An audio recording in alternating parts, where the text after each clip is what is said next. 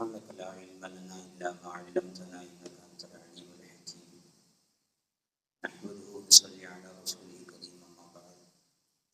وقد قال الله تعالى في القرآن العظيم وفي الفرقان المجيد: أعوذ بالله من الشيطان الرجيم. بسم الله الرحمن الرحيم. وأذن في الناس بالحج يأتوك رجالا وعلى كل ضامر يأتين من كل فج عميق.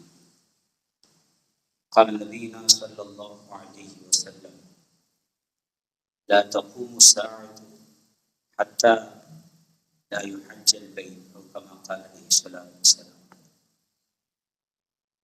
புகழனைத்தும் அல்லாஹ்வுக்கே உரித்தாகும். சலாத்தும் சலாமும் நமது உயிரினும் மேலான கண்மணி நாயகம் காத்தமுல் அம்பியா ஸல்லல்லாஹு அலைஹி வஸல்லம் அவர்கள் மீது, அன்னாரை பின்பற்றிய சத்திய சஹாபாக்கள், தாபீன்கள், தபஅ தாபீன்கள், நல்லோர்கள், நாதாக்கள், குறிப்பாக இங்கே குழுமியிருக்கக்கூடிய நம் அனைவரின் மீதும் மிக நிரப்பமாய் உண்டாவதாக. இறைவா, எதை எனக்கு கற்றுத் தந்தாயோ அதை தவிர வேறு எந்த ஞானமும் எனக்கு இல்லை என்பதை ஆர்வமாக நினைவுறுத்தியவனாக. கண்ணியத்திற்கும் மிகுந்த மரியாதைக்குரிய பெரியோர்களே, சகோதரர்களே, வாலிப நண்பர்களே, பாசத்திற்குரிய மாணவர்களே, அல்லாஹ்வுடைய பேரருள் இந்த அற்புதமான வெள்ளிக்கிழமை ஜும்மாவுடைய தினத்தன்று நம் மீதும் உலக மக்கள் அத்துணை நபர்கள் மீதும் நின்று நிலவட்டுமாக இந்த நல்ல துவாவும் உங்கள் எல்லோருடைய துவாவையும் ஆதரவு வைத்து எனது ஜும்மாவுரை ஆரம்பம் செய்கிறேன். அஸ்ஸலாமு அலைக்கும் வரஹ்மத்துல்லாஹி தஆலா. அல்ஹம்துலில்லாஹ். லப்பைக் அல்லாஹும்ம லப்பைக் லப்பைக் லா ஷரீக லக லப்பைக் இன்னல் ஹம்த வன்னிஅமத லக வல் முல்க் லா ஷரீக லக் லப்பைக் அல்லாஹும்ம லப்பைக். இறைவா, இதோ நான் வந்துவிட்டேன் என்ற இந்த அற்புதமான நாதம் உலகம் முழுவதும் இருந்து வந்திருக்கக்கூடிய ஹாஜிகளின் மூலமாக புனிதம் நிறைந்த கஅபத்துல்லா ஷரீஃபிலே கம்பீரமாக ஒலித்துக் கொண்டிருக்கக்கூடிய அந்த காட்சியை நாம் எல்லாம் கண்டு களித்துக் கொண்டிருக்கக்கூடிய இந்த தருணம், நீங்கள் ஃபேஸ்புக்கை ஓபன் செய்தாலும், ட்விட்டரை ஓபன் செய்தாலும், வாட்ஸ்அப்பை ஓபன் செய்தாலும், யூடியூபை ஓபன் செய்தாலும், இணையதளங்கள் எந்த பக்கத்தில் சென்றாலும் ஆஜிகள் ஒவ்வொரு நாட்டிலிருந்து இந்த முழக்கத்தோடு புனிதம் நிறைந்த கஅபாவுக்குள் நுழையக்கூடிய அந்த காட்சியை ஒவ்வொருவரும் தங்களுடைய இணையதளத்தின் மூலமாக பதிவேற்றி பரவசம் அடையக்கூடிய காட்சியை நாம் காணலாம். மாஷா அல்லாஹ், ஒரு அற்புதமான ஒரு நினைவடைகள் அது. அதுவும் குறிப்பாக இந்த துல்ஹஜ் பிறை பிறந்ததற்கு பின்னால் கஅபத்துல்லா ஷரீஃபினுடைய நினைவடையை பேசாமல் வேற எதை பேசுவது? இந்த உலகத்திலே 195 நாடுகள் இருக்கிறது. நீங்கள் கூகுள் செய்து பார்க்கலாம். இந்த 195 நாடுகளில் ஐநா சபையால் அங்கீகரிக்கப்பட்ட நாடு 193. 2 நாடுகளே ஐநாவுடைய அந்த உறுப்பினராக இன்னும் அங்கீகரிக்கவில்லை, வாட்டிகன் மற்றும் பலஸ்தீன். நான் அதற்குள்ளே போகவில்லை. இந்த 193 நாடுகளில் கிட்டத்தட்ட 170க்கும் மேற்பட்ட நாடுகளில் இருந்து ஹாஜிகள் ஹஜ்ஜை நோக்கி, புனிதம் நிறைந்த கஅபத்துல்லா ஷரீஃபை நோக்கி, மதீனாவை நோக்கி பயணப்பட்டு கொண்டிருக்கக்கூடிய அற்புதமான காட்சி. நான் மிகைப்படுத்தி சொல்லவில்லை கண்ணியமானவர்கள். உலகம் முழுவதும் 80 நாடுகளோடு சவுதி அரசாங்கம் நேரடியாக ஹஜ்ஜுடைய அந்த விசாவை அது இஷ்யூ செய்திருக்கிறது. ஹஜ்ஜுடைய விசாவிற்காக நேரடியாக 80 நாட்டு தூதரகத்தோடு பேசியிருக்கிறது. மீதி உள்ள சொச்ச நாடுகள் ஒவ்வொரு நாட்டினுடைய டையப்போடு கிட்டத்தட்ட 170 நாடுகளில் இருந்தும் ஹாஜிகள் அந்த ஹஜ்ஜை நோக்கி பயணிக்கக்கூடிய அற்புதமான காட்சி. ஜித்தா ஏர்போர்ட்டுக்கு சென்றவர்களுக்கு தெரியும். அங்கே வந்து இறங்கக்கூடிய அந்த பிளைட்டினுடைய அனௌன்ஸ்மெண்ட், அந்த மிக பெரும் திரையிடை பார்க்கலாம். கேள்விப்படாத நாட்டில் இருந்து எல்லாம் அந்த ஹாஜிகளுடைய விமானம் வரக்கூடிய அந்த அற்புதமான காட்சி.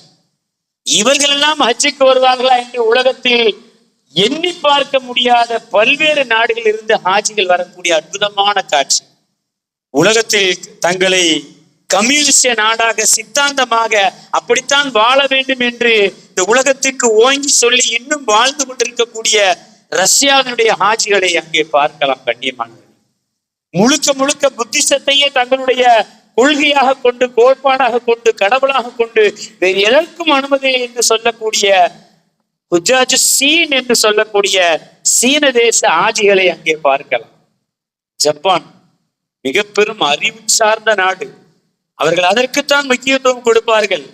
நீங்கள் பார்க்கலாம், சமீபத்திலே கூகுள் செய்து பார்க்கின்ற பொழுது மாஷா அல்லாஹ், அங்கே ஒரு ஜப்பானிய இளைஞர் ஒரு செல்ஃபி எடுத்துக்கொண்டு தன்னுடைய மஸ்ஜிதை அப்படியே காட்டுகிறார். It is Japan. இது அவர் இங்கிலீஷ்ல சொல்லக்கூடியது எவ்வளவு அருமையாக இருக்கிறது. நாங்கள் எல்லாம் ஈதுக்காக பெறப்பட்டு எங்களுடைய மஸ்ஜிதுக்கு சென்று கொண்டிருக்கிறோம் என்று தங்களுடைய ஜப்பானில் உள்ள ஒரு மஸ்ஜிதை காட்டுகிறார். அவ்வளவு பிரம்மாண்டமான, அவ்வளவு அழகான, அற்புதமான அந்த மஸ்ஜிதில் ஆரம்பத்திலிருந்து கிபிலா வரைக்கும் அவருடைய அந்த வீடியோ பதிவேற்றம் செய்யப்பட்டது. அப்படிப்பட்ட ஜப்பானிலிருந்தும் ஹாஜிகள் ஜித்தா ஏர்போர்ட்டில் இறங்கக்கூடிய அற்புதமான காட்சி. சுப்ஹானல்லாஹ், சொல்லிக்கொண்டே போகலாம். உலகம் முழுவதும் கண்ணியமானவர்கள், மிகை அல்ல. நாம் யதார்த்தமாக இணையதள உலகத்திலே வாழ்ந்து கொண்டிருக்கிறோம். எடுத்து பாருங்கள், உலகத்தினுடைய 170 நாடுகளில் இருந்து ஹாஜிகள் வரக்கூடிய ஹாஜிகளுடைய அந்த வயோதிகத்தை, அந்த வாலிபத்தை, அந்த சிறந்தாயத்தை, அந்த பெண்களை, அந்த வயது முதிர்ந்தவர்களை பார்க்கும் பொழுது இன்னும் ஆச்சரியம். சுப்ஹானல்லாஹ், தள்ளாத வயதில் நடக்க முடியாத ஒருவர் ஹஜ்ஜுக்காக பிளைட்டிலிருந்து இறங்கக்கூடிய அந்த அற்புதமான காட்சியை பார்த்து ஆச்சரியப்பட்டு போகின்றோம். நடக்க முடியாது, கூண்டு விழுந்த முதுகு, வண்டியில் வைத்து அவரை தள்ளி கொண்டு வருகிறார்கள். எங்கே வந்திருக்கிறீர்கள்? நாங்கள் ஹஜ்ஜுக்காக வந்திருக்கிறோம். சுப்ஹானல்லாஹ், வயது முதிர்ந்த பெண் தள்ளாடி ஒரு கம்பை ஊடிக்கொண்டு வரக்கூடிய காட்சியை நீங்கள் ஜித்தா ஏர்போர்ட்டில் பார்க்கலாம். கேட்கப்படுகின்ற பொழுது எதற்காக வருகின்றீர்கள்? ஹஜ்ஜுக்காக வருகிறோம். சுப்ஹானல்லாஹ், இப்படி அந்த இயற்கை காட்சிகளை ரசித்து ருசித்து நாம் பார்த்து கொண்டே இருக்கலாம். அவ்வளவு அற்புதமான அழகான காலம் கண்ணியமானவர்கள் இந்த காலம். இப்போ ஒரு கேள்வி, ஏன் இத்தனை பேர்கள் அங்கே செல்ல? எவ்வளவு சிரமத்துக்கு மத்தியில் வயோதிகள் செல்கிறார்கள், சிறுமிகள் செல்கிறார்கள், சிறார்கள் செல்கிறார்கள், வாலிபர்கள் செல்கிறார்கள், முடியாதவர்கள் செல்கிறார்கள், ஏழைகள் செல்கிறார்கள். இல்லாவிட்டாலும் கடன் வாங்கி செல்லக்கூடிய எத்தனையோ ஹாஜிகள் ஏன் செல்ல வேண்டும்? அப்படி ஹஜ்ஜில் என்ன இருக்கிறது? இன்னும் சொல்ல போனால் இது சுற்றுலா பயணம் அல்ல கண்ணியமானவர்களே, நிறைய சிரமங்களை தாங்குவதற்காக செலவழித்து செல்லக்கூடிய பயணம். ஏன் அங்கே செல்ல வேண்டும்? அங்கே என்ன இருக்கிறது? நிறைய பதில் கண்ணியமான, நிறைய பதில். ஆனால் இந்த சமயத்தில் ஒன்றை மாத்திரம் உலகத்திற்கு நாங்கள் உறக்க சொல்லிக் கொள்வோம். இதோ உலகத்திற்கு ஒரு காட்சி. நாங்கள் சொல்லவில்லை, நீங்கள் பாருங்கள். ஜித்தாவை பாருங்கள், மக்காவை பாருங்கள், மதினாவை பாருங்கள். உலகம் முழுவதும் இருந்து இந்த வருடம் சவுதியினுடைய நியாயமான கணக்கின்படி 15 லட்சம் ஹாஜிகளுக்கு வெளிநாடுகளில் இருந்து வர அனுமதித்திருக்கிறார்கள். நீங்களாக இதல்லாமல் சவுதியுடைய அரசாங்கத்துக்கு உள்ளே வாழக்கூடியவர்கள், விசா கிடைக்காதவர்கள், எப்படி எல்லாம் வரக்கூடியவர்கள், இவருடைய கணக்கெல்லாம் தனி. இந்தியாவிலிருந்து 1,75,000 ஹாஜிகளுக்கு இந்த வருடம் அனுமதி வழங்கப்பட்டிருக்கிறது. 1,50,000 ஹாஜிகள் ஹஜ் கமிட்டியின் மூலமாக, 25,000 ஹாஜிகள் தனியார் பிளைட்டின் மூலமாக ஹஜ்ஜுக்கு போய் இறங்கி அற்புதமான காட்சி. கடந்த 16ஆம் தேதி 5வது மாசம் முதல் பிளைட் ஹஜ் கமிட்டியின் மூலமாக அங்கே சென்ற காட்சியெல்லாம் நாம் பார்க்கிறோம். உலகத்திற்கு நாங்கள் சொல்லுகிறோம், நீங்கள் பாருங்கள், இத்தனை கோடி மக்கள் வாழக்கூடிய இந்த உலகத்திலே எங்கும் ஒரு மூலையிலிருந்து ஒரு பிரயாணம். லண்டனில் இருந்து நீங்கள் சவுதிக்கு வர வேண்டும் என்றால் அத்தனை மணி நேரம் பயணித்து வர வேண்டும். ஆச்சரியமல்ல கண்ணியமானவர்களே? அப்படி வருவது ஆச்சரியமல்ல, அந்த லண்டன் விமானத்திலே வரக்கூடிய பயணிகள் தான் ஆச்சரியமானது. 85 வயது மூதாட்டி இறங்கி வரக்கூடிய காட்சியை பார்த்து பத்திரிகையாளர்கள் ஆச்சரியப்பட்டு போகிறார்கள். என்ன காரணத்திற்காக இங்கே வருகிறார்கள்? இங்கே என்ன கிடைக்கிறது?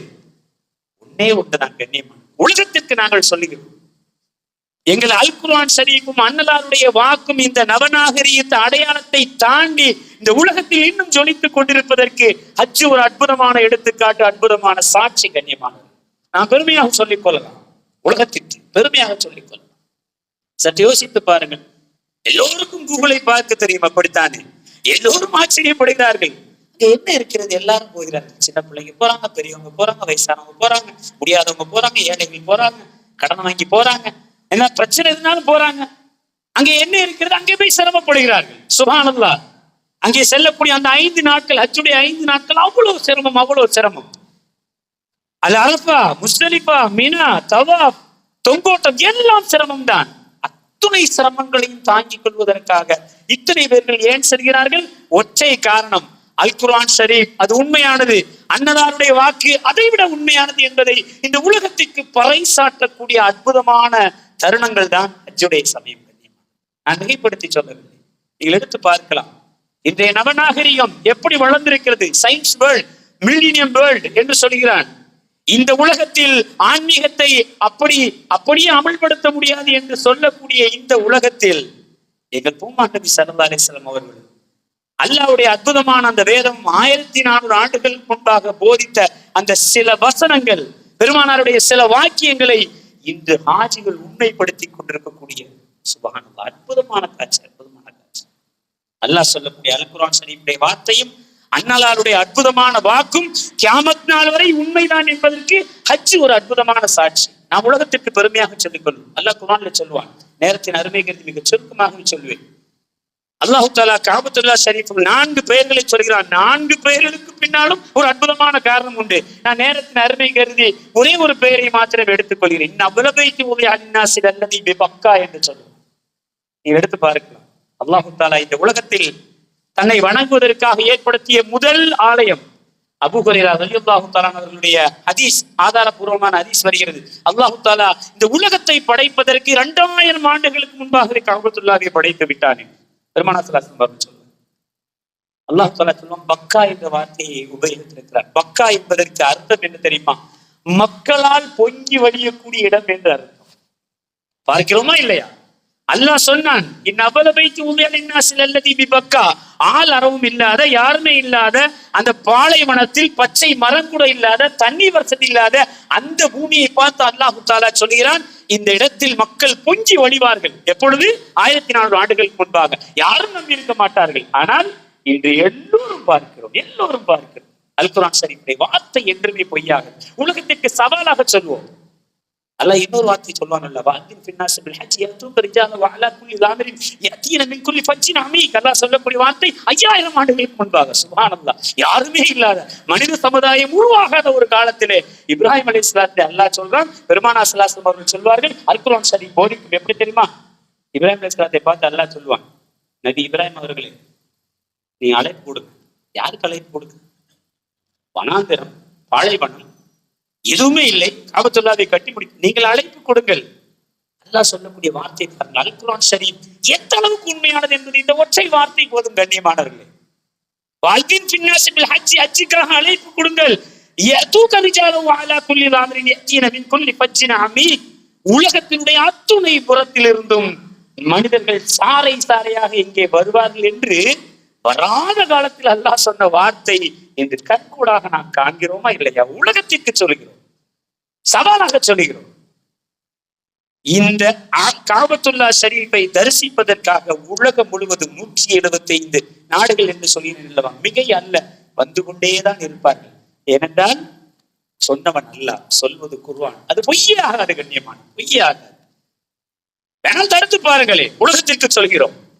நீங்கள் என்னால் ஆயத்தை பொய்யாக்குவதற்காக யாருக்கு நீங்க அனுமதி கிடையாது என்று தடுத்து பாருங்களேன். முடியாது. கண்ணியமானவர்களே, அல் குர்ஆன் ஷரீஃப் என்றுமே பொய் சொல்லாது என்பதற்கு பல அத்தாட்சிகளில் ஒன்று கஅபத்துல்லாஹ் ஷரீஃப் கூட்டம் கூட்டமாக சென்று கொண்டிருக்கக்கூடிய அந்த அற்புதமான காட்சி தான்.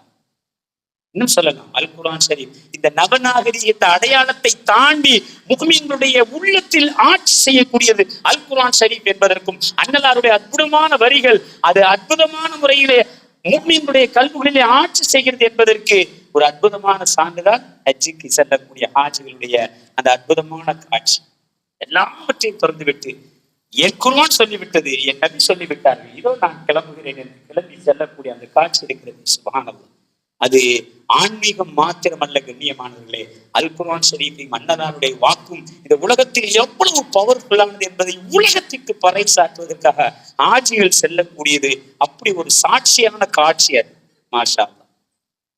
பெருமானார் ஸல்லல்லாஹு அலைஹி வஸல்லம் அழகாக சொல்வார்கள். அதாவது நிறைய விஷயங்கள். லா தகூமு ஸாஅத்து, பெருமானார் ஸல்லல்லாஹு அலைஹி வஸல்லம் சொல்லக்கூடிய வார்த்தையினுடைய கணத்தை பாருங்கள். இந்த உலகம் அழியாது. எப்போ வரைக்கும் அழியாது? ஹத்தா லா யஹுஜ்ஜல் பைத், இந்த உலகத்தில் தவாப் இருக்கும் வரை இந்த உலகம் அழிக்கப்படாது. பெருமானார் ஸல்லல்லாஹு அலைஹி வஸல்லம் சொல்கிறார். இன்னொரு ஹதீஸ்ல சொல்வார்கள், யஜூஜ் மாஜூஜ் கூட்டம் எல்லாம் வந்ததற்கு பின்னாலும் ஹஜ் உம்ரா நடைபெறும். ஸல்லல்லாஹு அலைஹி வஸல்லம் ஹதீஸ் இருக்கிறது. அப்படிப்பட்ட ஸல்லல்லாஹு அலைஹி வஸல்லம் சொல்கிறார்கள், இந்த தவாப் இருக்கும் காலம் எல்லாம் இந்த உலகம் அழிக்கப்படாது. அப்படி என்றால் கியாமத் நாள் வரை தவாப் இருந்து கொண்டே இருக்கும் என்பதற்கு அந்த சொல்லும் பொழுது யாருக்கு நம்பிக்கை வந்ததோ இல்லையோ, எப்படி இருக்க முடியும்? எப்பவுமே சுத்திக்கிட்டே இருப்பாங்களா? சுத்தி கொண்டே இருக்கிறார்கள். கண்ணியமான நீங்கள் பாருங்க, ஒரு சமயம், ஒரு நொடி, ஒரு வினாடி காபத்துல்லாஹ் ஷரீஃபை சுத்தாத ஒரு நொடியை பார்க்க முடியாது. சுப்ஹானல்லாஹ். உலகத்திற்கு சவாலாக சொல்கிறோம். சொன்னவர்கள் அண்ணல் பெருமானார் ஸல்லல்லாஹு அலைஹி வஸல்லம் அவர்கள் கண்கூடாக நாம் கண்டு கொண்டிருக்கிறோம். ஆட்சிகள் சுற்றி கொண்டே இருக்கக்கூடிய அந்த அற்புதமான காட்சி அல்லாஹ் குர்ஆன்ல சொல்வான் அல்லவா, அதாவது என்னுடைய அருமையான அந்த காபத்துல்லாவை, அந்த ஆலயத்தை உலகத்தில் உள்ள அத்துணை பேர்களும் சுற்றி சுற்றி வருவார்கள் என்று அல் குர்ஆன் ஷரீஃப் சொன்னதை இன்று நாம் கண்கூடாக பார்க்கிறோம். இன்னும் நிறைய சொல்லலாம் கண்ணியமானது. 1400 ஆண்டுகளுக்கு முன்பாக சொன்ன ஒற்றை வார்த்தை தானே இன்று செல்லக்கூடிய ஆட்சிகள் எவ்வளவு பெரிய சாம்ராஜ்யமாக இருந்தாலும், எவ்வளவு பெரிய பணக்காரராக, எவ்வளவு பெரிய பதவியில் இருந்தாலும் கூட சில சமயத்திலே இந்த முடியை கொடுப்பதற்கு யோசிப்பார்கள். அப்படித்தானே உலகம். பிள்ளைகள் கேட்கவே வேண்டும். முடியை கொடுக்குறாந்தா, அதாவது ரூபாயை கேட்டா கூட தந்துருவாங்க, முடிய தர மாட்டார். அப்படித்தானே. ஆனால் எங்கள் பெருமானார் நபி ஸல்லல்லாஹு அலைஹி வஸல்லம் அவர்கள் சொன்ன ஒற்றை வார்த்தை, ஹஜ்ஜுக்கு சொல்லக்கூடிய அத்தனை ஆட்சிகளும் தங்களுடைய முடியை களையக்கூடிய அந்த அற்புதமான காட்சி அல்லாஹ் குர்ஆனில் சொல்வாங்க அல்லவா. அந்த தவாஃபை, அந்த உம்ராவை முடித்து விட்டு, ஹஜ்ஜை முடித்து விட்டு ஒட்டுமொத்த முடியும் அல்லாஹ் ரசூல் சொல்லிவிட்டார் என்ற ஒரே காரணத்திற்காக மொட்டையோடு காட்சி அளிக்கக்கூடிய இந்த ஒரு விஷயம் காபத்துல்லாஹ் ஷரீஃபில் மாத்திரம்தான் பார்க்க முடியும். அப்படி முடியை கொடுத்தவரை பார்த்தால் ரஷ்யாவினுடைய பெரிய அதிகாரியாக இருப்பார், லண்டனுடைய பெரிய மேயராக இருப்பார், அமெரிக்காவுடைய அற்புதமான சொத்துக்கு சொந்தக்காரராக இருப்பார். எத்தனை இருந்தாலும் என் முடி என் இறைவன் கேட்டு விட்டார், நான் கொடுத்து விட்டேன் என்று சொல்லக்கூடிய அந்த அற்புதமான காட்சி உலகத்தில் வேறு யாருக்கும், வேறு எங்கேயும் இல்லாத இந்த அற்புதமான காட்சி காபத்துல்லாஹ் ஷரீஃபில் மாத்திரம்தான் இருக்கிறது. கண்ணியமான இப்படி காபத்துல்லாஹ்வுடைய நினைவுகளை பேச பேச இனிவுதான், கேட்க கேட்க இனிவுதான், சொல்லிக்கொண்டே போகணும். சுப்ஹானல்லாஹ். எத்தனை எத்தனை அதிசயங்கள், எத்தனை எத்தனை அதிசயங்கள் தவாஃபில் நடக்கக்கூடிய அந்த அற்புதமான விஷயங்கள். ஆதம் அலைஹிஸ்ஸலாம் அவர்கள் சொல்றார்கள் அல்லவா, தவாஃபில் சுத்தி கொண்டு வருகின்ற பொழுது ஆதம் அலைஹிஸ்ஸலாத்துக்கு காட்டப்பட்டதுக்கு பின்னால் மலக்குமார்கள் சொல்வார்களாம், இது படைக்கப்பட்ட நாளிலிருந்து மலக்குமார்கள் மூலமாக தவாஃப் செய்யப்பட்டு வருகிறது. அப்படியா, என்ன ஓதுவீர்கள்? ஆதம் அலைஹிஸ்ஸலாம் கேட்கிறார். மலக்குமார்கள் பதில் சொல்கிறார்கள், சுப்ஹானல்லாஹி வல்ஹம்துலில்லாஹி வலா இலாஹ இல்லல்லாஹு வல்லாஹு அக்பர் என்று நாங்கள் ஓதுவோம். அப்படி என்றால் இதோ இன்று முதல் நீங்கள் லா ஹவ்ல வலா குவத்த இல்லா பில்லாஹையும் சேர்த்து ஓதுங்கள் என்று ஹஜ்ரத் ஆதம் அலைஹிஸ்ஸலாம் அவர்கள் சொன்ன, அதற்கு பிறகு மலக்குமார்கள், அதற்கு பிறகு மனிதர்கள் அதையும் சேர்த்து ஓத ஆரம்பித்தார்கள். இப்ராஹிம் அலைஹிஸ்ஸலாத்துடைய காலம் மலக்குமார்கள் காட்டுகிறார்கள். நூஹ் அலைஹிஸ்ஸலாத்துடைய வெள்ளப்பிரளயத்தில் காபத்துல்லாஹ்வுடைய அந்த நிஷான் மறைந்த பொழுது காட்டி கொடுக்கப்பட்டு அதற்கு பிறகு உருவாக்கப்பட்டதற்கு பின்னால் தவாஃபில் என்ன ஓத வேண்டும்? நாங்கள் இப்படி ஓதிக்கொண்டிருந்தோம். மலக்குமார்கள் சொல்லுகிறார்கள், இப்ப ஆதம் அலைஹிஸ்ஸலாமிகளுக்கு இதை கற்றுத் தந்தார்கள் என்று சொன்னவுடன் சுப்ஹானல்லாஹி வல்ஹம்துலில்லாஹி வலா இலாஹ இல்லல்லாஹு வல்லாஹு அக்பர் லா ஹவ்ல வலா குவத்த இல்லா பில்லாஹ் என்று ஓத சொன்னார்கள் என்று சொன்னவுடன் அலியுல் அஸீமையும் சேர்த்து ஓதுங்கள் என்று ஹஜ்ரத் இப்ராஹிம் அலைஹிஸ்ஸலாம் அவர்கள் சொல்கிறார்கள். இன்று வரை ஹாஜிகள் அதைத்தான் தவாஃபில் போது ஓதுவார்கள். சுப்ஹானல்லாஹி வல்ஹம்துலில்லாஹி வலா இலாஹ இல்லல்லாஹு வல்லாஹு அக்பர் வலா ஹவ்ல வலா குவத்த இல்லா பில்லாஹில் அலியுல் அஸீம் என்ற அந்த அற்புதமான முழக்கத்தோடு ஆட்சிகள் சுற்றி சுற்றி வரக்கூடிய அந்த காட்சியெல்லாம் அல்லாஹ் தஆலா எல்லோருக்கும் நசீபாக்க. அங்கே காபத்துல்லாஹ்விற்கு செல்வது என்பது ஏதோ யதார்த்தமாக நடந்தது அல்ல கண்ணியங்களே, யதார்த்தமாக நடப்பதல்ல, அது இறைவன் நடத்தி காட்டுகிறார். நான் நிறைவு கூறுவேன் கண்ணியமானவர்களே, ஒரு காலத்தில் ஹஜ் என்பது மிக கடுமையாக இருந்த காலகட்டம். இப்னு சீரீன் ரஹ்மத்துல்லாஹி அலைஹி வாழ்க்கையிலே வருகிறது. இப்னு சீரீன் ரஹ்மத்துல்லாஹி அலைஹி பஸ்ராவை சேர்ந்தவர்கள், இராக்கிலிருந்து பஸ்ராவிலிருந்து ஹஜ்ஜுக்கு வருகின்ற பொழுது ஒருவர் வருகிறார். நீங்கள் எங்கிருந்து எங்கிருந்து வருகிறீர்கள் என்று கேட்டவுடன் அனமினல் பஸ்ரா, நான் பஸ்ராவிலிருந்து வருகிறேன். ஓ, பக்கத்துல இருந்தா வரீங்களா அப்படின்னு அந்த மனுஷன் கேட்கிறார். ஈராக்கினுடைய பஸ்ரா தேசத்திலிருந்து வந்தவரை பார்த்து இப்னு சீரீன் ரஹ்மத்துல்லாஹி அவர்கள் சொல்கிறார்கள், என்னிடத்துல ஒருவர் இப்படி கேட்டார், நான் பதில் சொன்னவனே, பரவாயில்ல பக்கத்து ஊர்ல இருந்தா வரீங்க, நீங்க எங்க இருந்து வரீங்க? நான் ரஷ்யாவினுடைய மாவர்த் என்ற இடத்திலிருந்து வருகிறேன். எப்ப கிளம்புனீங்க? 5 வருடம் ஆனது. அவர் சொல்லக்கூடிய வார்த்தை, ரஷ்யாவினுடைய மாவர்த்திலிருந்து நான் கிளம்புகிறேன், 5 வருடம் கழித்து இதோ ஹஜ்ஜுக்கு வந்திருக்கிறேன். என்ன காரணம்? அதற்கு நிறைய எழுதுவார்கள்.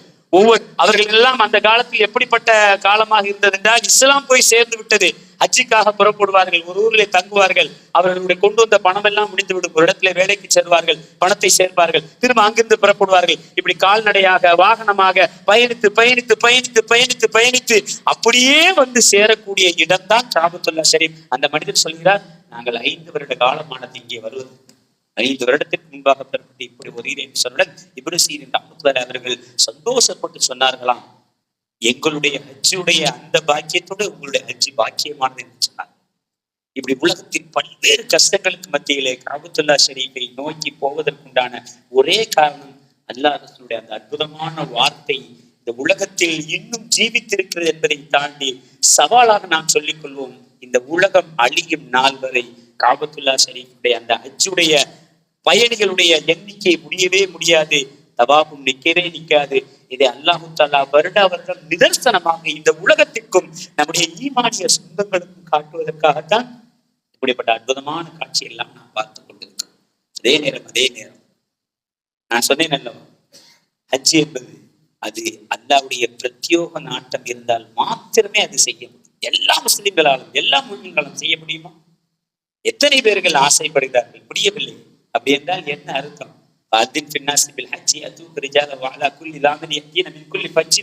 அல்லாஹ் சொல்லும் பொழுது ஆலமே அருவாகில யாருடைய காதில் விழுந்ததோ அவர்களுக்கு தான் அச்சுடைய பாக்கியம் என்று பெருமானார் ஸல்லல்லாஹு அலைஹி வஸல்லம் சொன்னார்களே.